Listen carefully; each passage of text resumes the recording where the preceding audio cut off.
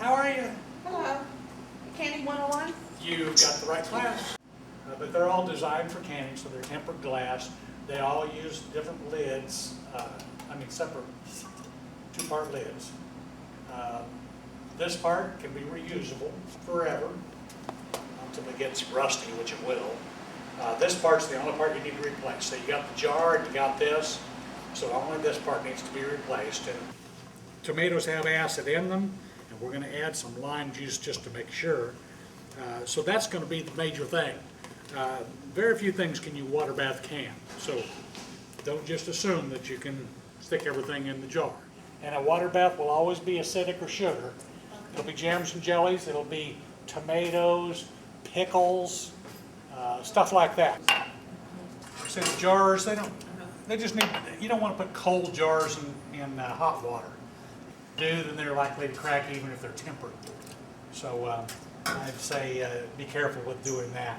Otherwise, no big deal. So add some lemon juice.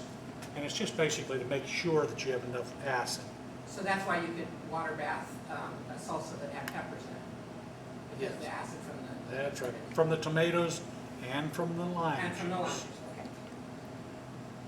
okay. Adding the lime juice kind of knocks it out to where you're not getting necessarily the acid from the tomatoes.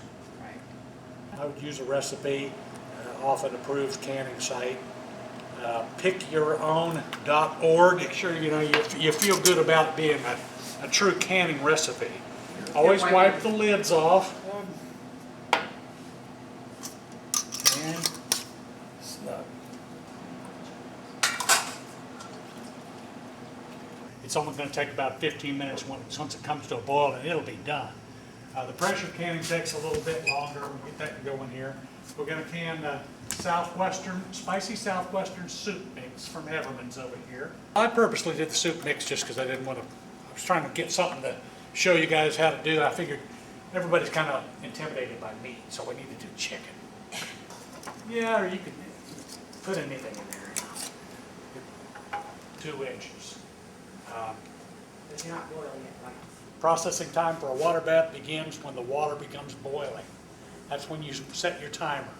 In this case, we're going to do them for 15 minutes. These, because it's meat in some of them, beans and stuff in the other one, it needs to be on a pint jar an hour and 15 minutes. When you see the steam coming out, give it a good 5 minutes. And then put your top on it carefully so you don't get your hand in the steam, but just, and then it'll stop and it'll wait a little while and eventually it'll that's when you start the timer.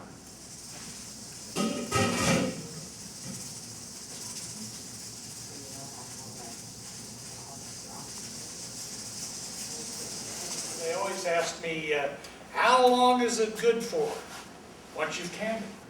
And I always tell them it's pretty controversial. It's either 29 or 30 years. Nobody really knows which. Yeah. But the mason You may know jars, without even opening your pantry door. mason jars, this jar, and this jar absolutely not. It doesn't even have any rubber inside of it. It wouldn't seal no matter what. I just turn it off. And you'll also notice, see it bubbling? But the chicken that comes out of here, because it's cooked in its own broth and it's not dry because none of the moisture's come out. Some of them not sealed. Hear that? Oh, yeah. That means, bing, it's good. It's going to be ready to eat, already cooked, and if I get hungry, I can dump it in a bowl, put some mayonnaise and relish, and chunk it up a little bit, and it's instant chicken salad, quicker than I can go get a Big Mac. If you find a good reason for seasoning it, I'd say don't. Seasonings won't be nearly as good as fresh. I always tell people, can what you're going to use in a year or give away.